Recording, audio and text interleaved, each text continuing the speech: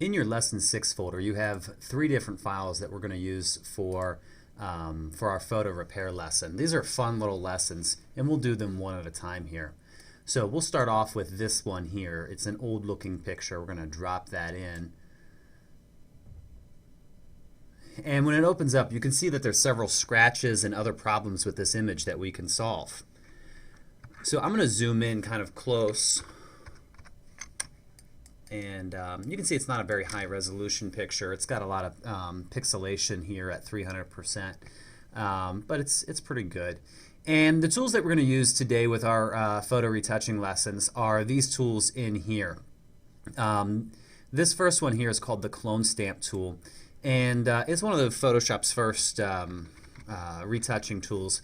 And what it does is it takes an area of texture and copies it to someplace else. So I can copy some nearby pixels and cover up this little white blemish right here.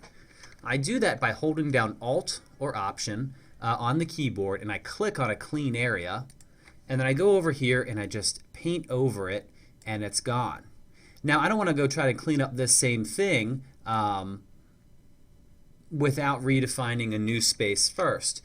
You always want to have a new clean area every time you're cleaning a blemish or a scratch. So in this case, I want to grab from below the scratch, so I'm going to click here and go over that a couple of times. Okay, so then I'll just move around the image and clean up each of the little blemishes and things that show up on this older picture and are very common on older pictures. Scratches, dents, dings, just little things that happen to pictures through time. Holding down Alt each time to define a new space, new clean area, I can clean it all up slowly but surely. So as we're working on this, we might find some areas that get close to edges, and we have to be very careful on these so we don't ruin the edge. The edge that I'm zoomed in right now is his left shoulder here. So I'm going to get my clone stamp, and I'm going to make sure I've got a pretty hard-edged brush. You can soften it up a little bit, but don't go with the soft preset brushes there. And again, I'm going to hold down Alt, and I'm going to paint over this, being really careful not to bleed too much into the background, and then the little bit that's left, and you can see the individual pixels at this point, so we're really working on a small scale and paint that away, and now that shoulder is cleaned up. You'll have to take the same slow and careful approach to other things where blemishes are near details, such as in his hair or the shadow here. So continue to work on this and work on those areas there.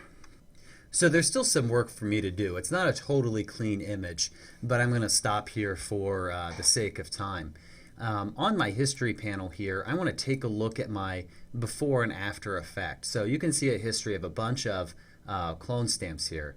But I'm going to click on the snapshot icon, which will create a snapshot of my history state right now, how the image looks right now. So if I click back here on the original one, I'll have my original. And then I click back at snapshot, and I'll have the state that I'm in right now. And it gives me a nice before and after look at the cleanup job that I've done so far. So that's your clone stamp tool that you can use for cleaning up and cloning out objects or scratches and blemishes.